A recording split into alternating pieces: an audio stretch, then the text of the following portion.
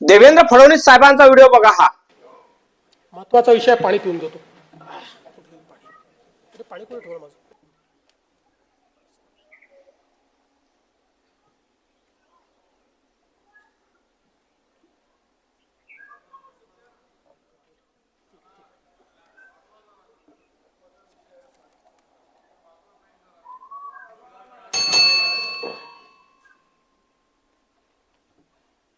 आम्ही राज्यातील शेतकऱ्यांसाठी कर्जमाफी योजना राबविण्याचे आश्वासन दिले होते.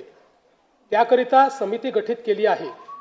राज्यातील 30 सप्टेंबर 2025 रोजी पीक कर्ज थकीत असणाऱ्या पात्र शेतकऱ्यांना 2 लाख रुपयापर्यंत कर्जमाफी देणारी पुण्यश्लोक अहिल्यादेवी होळकर शेतकरी कर्जमाफी योजना मी आज जाहीर करीत आहे. नानाभाऊ, राज्यातील नानाभाऊ ऐकायचं एक मिनिट. राज्यातील 30 सप्टेंबर 2025 रोजी पीक कर्ज थकीत असणाऱ्या पात्र शेतकऱ्यांना 2 लाख रुपयापर्यंत कर्जमाफी देणारी पुण्यश्लोक अहिल्यादेवी होळकर शेतकरी कर्जमाफी योजना मी आज जाहीर करत आहे. जे शेतकरी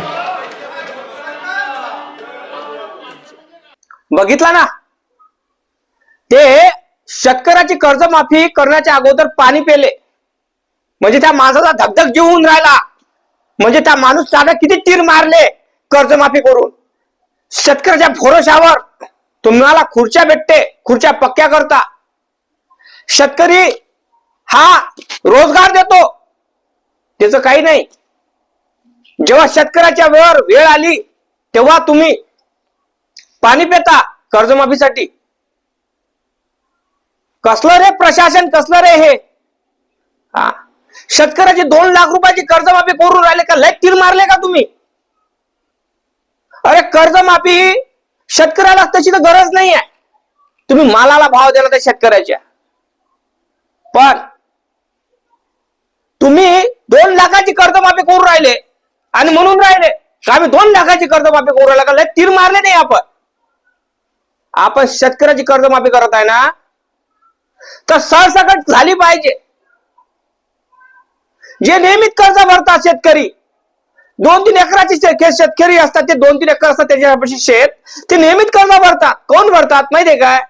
असे भरपूर शेतकरी आहे, कमी शेत असताना त्यांना कमी पैसे मिळतात कर्ज, तर त्या कारणामुळं असे 5 ते 10 एकरच्या जवळपास शेतकरी असतात की त्या शेतकरी नियमित कर्ज भरतात. काहून? तर त्यांना दरवर्षी कर्ज उचलावं लागत असते.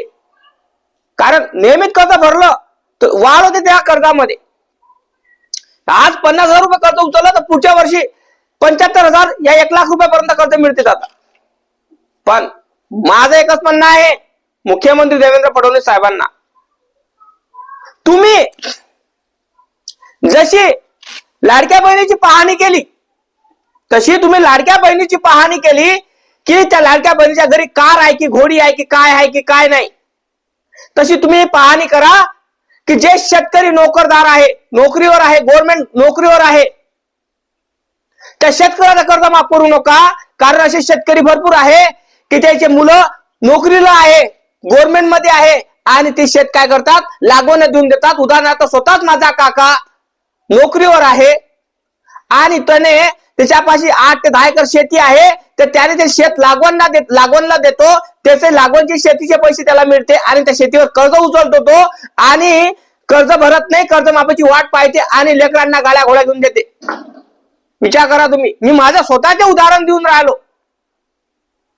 मग काय म्हणाल तुम्ही? अरे हे जे नोकरदार लोक असतात, हे लोक माहित आहे का, नोकरीवर लागतात. नोकरीवर लागल्यावर काय करतात, याची कोण शेती होत नाही, हे लागवण देऊन देतात आणि याच्यावर कर्ज उचलते. कर्ज उचलल्यावर हे 1-2 लाख नाही, हे 5-5, 6-6 लाख रुपये कर्ज उचलतात आणि कर्जमाफीची वाट पाहतात. अरे सर्वसाधारण शेतकरी कर्ज भरतो हो, कारण त्याला माहित राहते शेतीच्या भरोश्यावर राहत असते, कर्जाच्या भरोश्यावर राहते सगळी शेती त्याची. विचार करा तुम्ही या गोष्टीचा.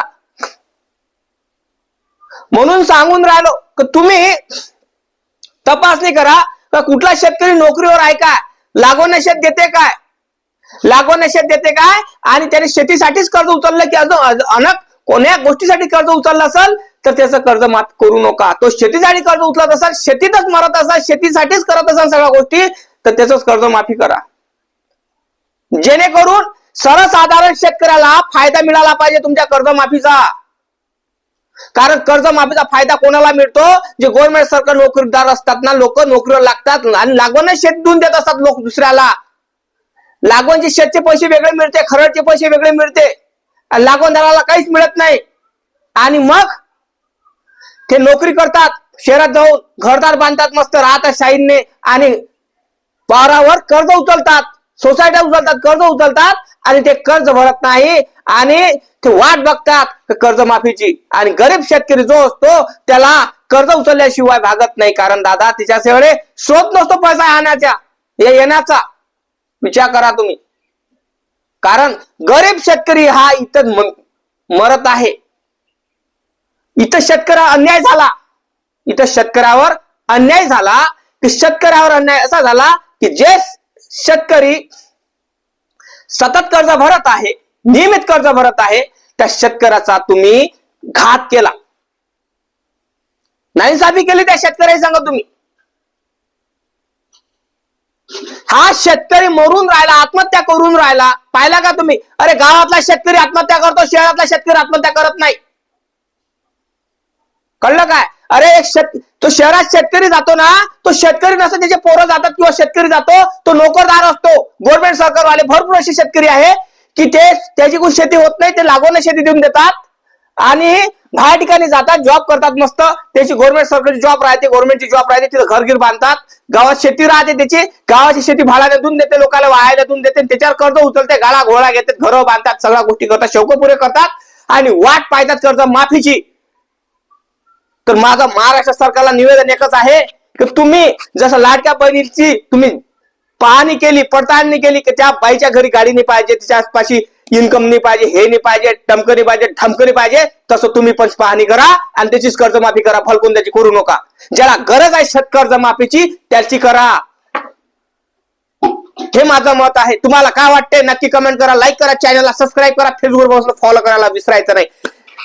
जय जवान, जय किसान, जय भीम, जय शिवराज, जय संविधान.